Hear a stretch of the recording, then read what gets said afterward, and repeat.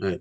Good evening, everyone. My name is Douglas Aghimien, and I'm here to present a paper on drawbacks to the attainment of sustainable road infrastructure in South Africa. By way of introduction, we all know infrastructure plays a significant role in our day-to-day activities as humans. It is important to our comfort. It is important to our daily life. And one of such infrastructure is roads. Now, infrastructure development over time has become a key issue in most developing countries, particularly in Africa, where we've seen a significant amount of decay in infrastructure of most countries. South Africa is not an exception, even though South Africa has been noted to be one of the leading countries in Africa with reasonable infrastructure development. It has also come under fire. The country has come under fire in terms of its deterioration in its infrastructure, especially with the quality of roads becoming a topical issue in most current discourse. The issue of rural areas is even worse when we talk about the quality of road infrastructure in the country, because unlike the cities that has gained much attention in terms of road development, the rural areas have received lesser attention, and this has put significant strain on rural dwellers who have to seek alternatives route to be able to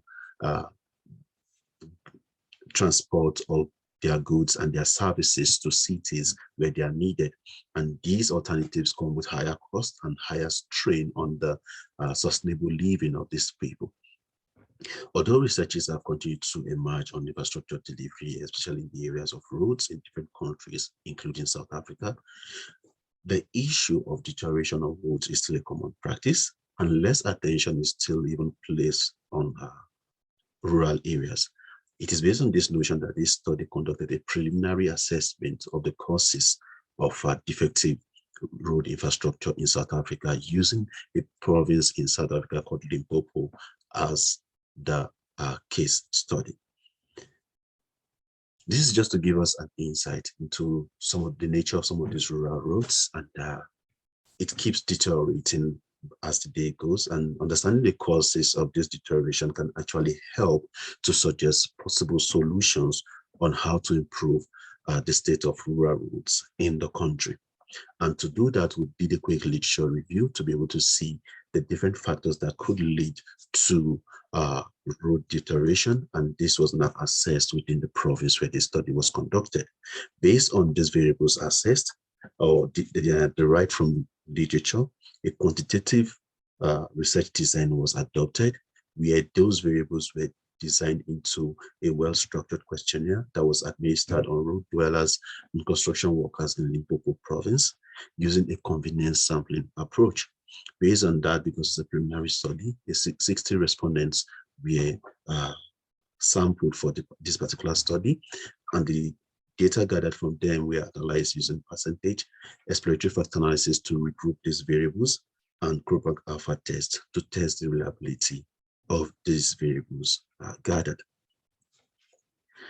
Quick to the results, the Krobach alpha test conducted showed that questions assessed in this study in terms of the causes were significant or were reliable, with an alpha value of 0.898 derived. This is above the threshold of 0.70 that has been proposed in past studies. A quick look at table 1 shows the commonalities, which is the part of the preliminary assessment for the exploratory factor analysis conducted. The commonalities shows that these variables have at least above 50% relationship with other variables, meaning that the variables based on the extraction values on the column here, it shows that these variables are reasonable and can be assessed using exploratory factor analysis. Also, the preliminary assessment shows that the KMO value of 0.778 was derived, and this is above the threshold of 0.6 that has been suggested in past studies. Much more, the Bartlett test of sphericity shows a significant value of 0.000, which means that the data is factorable and factor analysis can be conducted. Based on this preliminary assessment, The exploratory factor analysis was conducted using Verimax rotation and principal component analysis.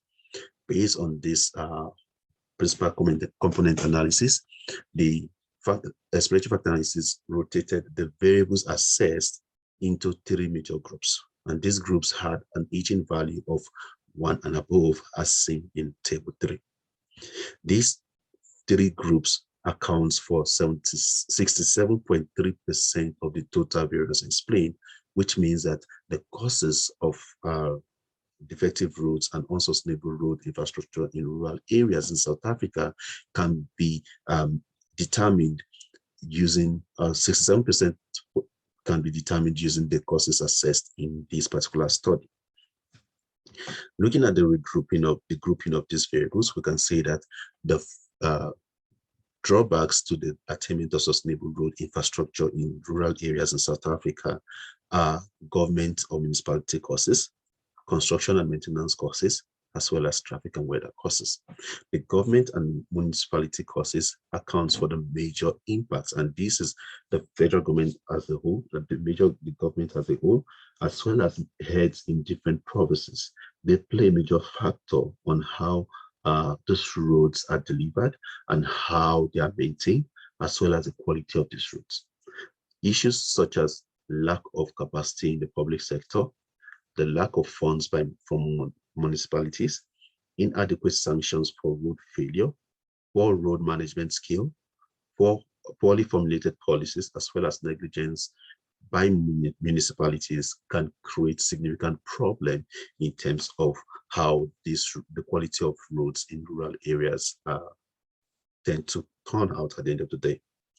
Also, construction and maintenance causes are also important, because where there's poor maintenance culture, where roads start to have potholes and they're not fixed on time and they're not properly fixed. It's not just about patching and fixing, but properly fixed. Poor drainage construction, which can lead to overflooding, and use of materials with poor quality can be a significant problem also, and much more where the laboratory test is not properly conducted and the institute test is not properly conducted, and heavy traffic flows on such an environment or such road, as well as erosion from adverse weather, can lead to deterioration of this or defectiveness of these rural roads. So if we want to improve rural roads, we must consider these 3 major groups of factors and give them adequate attention.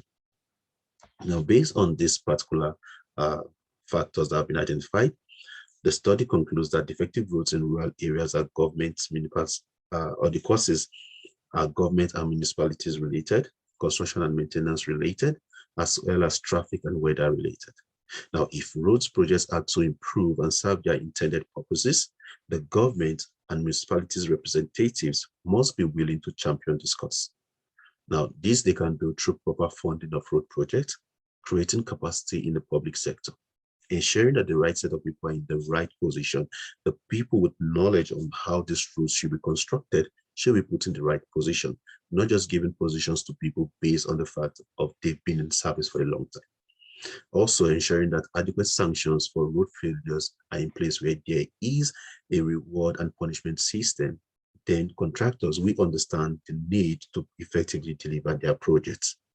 Now, due and thorough consideration must be given to the road design and construction and their subsequent maintenance. It is not enough to just deliver this project, but also put maintenance measures in place that will help to ensure that these projects remain sustainable and they continue to serve the people as they are intended to.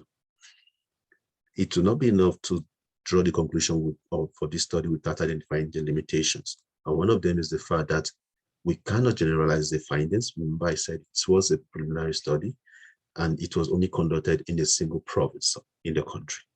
Further studies can be conducted in other rural areas, in other provinces, to compare the results and have a wider view of the subject. Thank you very much for listening.